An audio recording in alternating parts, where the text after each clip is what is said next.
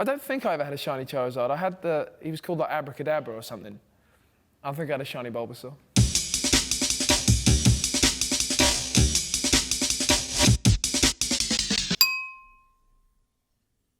I never had a Furby.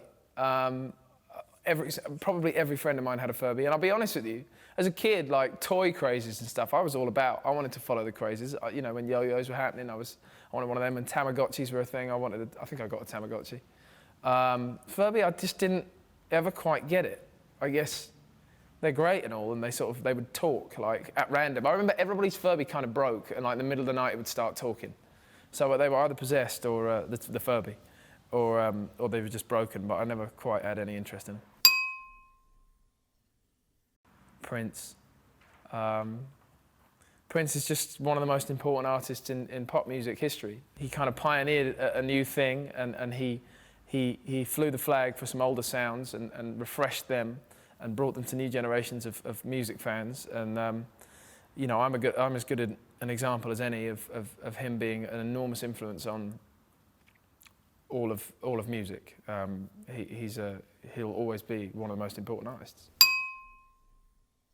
Stranger Things. I mean, it's taken the world by storm. It's really interesting. I won't talk about it too much, but it's quite interesting to explore how Stranger Things came about.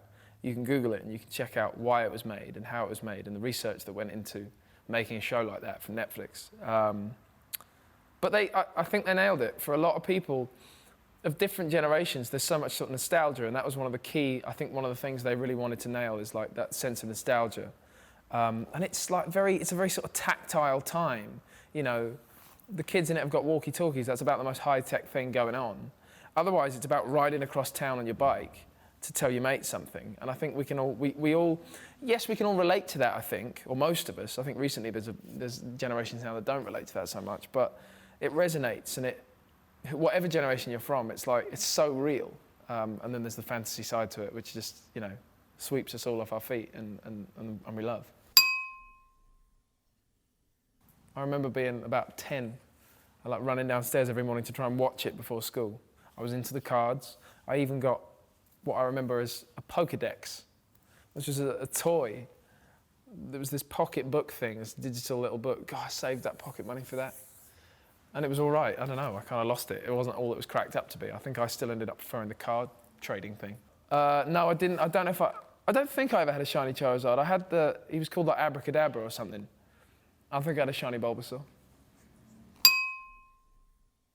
Frank Ocean, more brilliant music from a brilliant genius mind. He's one of those where he's like pioneering all these kind of new sounds in what is initially kind of soul and hip hop style sort of music, but he's taking it to all these other places. And then on top of that, lyrically, he's talking about Super Rich Kids is such a great tune because it's kind of about this generation of kids that not a lot of us can relate to, but we find in recent years that we see it all the time. I know not everybody gets to go to LA, but I can, you know, as one of the sort of people who has, I can say that that atmosphere is everywhere out in somewhere like that. There are other places in the world, in London and everywhere, where that atmosphere exists of, you know, nothing's good enough, and you sort of finding every day is sort of boring, even though you're like 17, and like it's an interesting atmosphere and picture that he paints in that song, and to me it's the kind of atmosphere I've just been describing, and I don't know, it sort of makes you think it exists, and he makes you feel like you're not okay with that.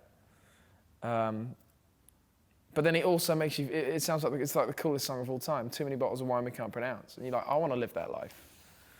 So it's this great sort of torn attitude towards what it is being young in like the 21st century.